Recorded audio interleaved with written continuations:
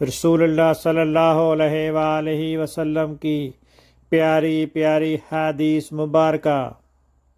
Please like and subscribe for more hadiths.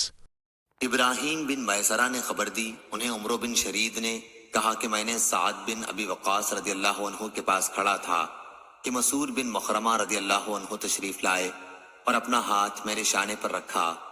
اتنے میں نبی کریم صلی اللہ علیہ وسلم کے غلام ابو رافع رضی اللہ عنہ بھی آ گئے اور فرمایا کہ اے سعد، تمہارے قبیلے میں جو میرے 2 گھر ہیں انہیں تم خرید لو۔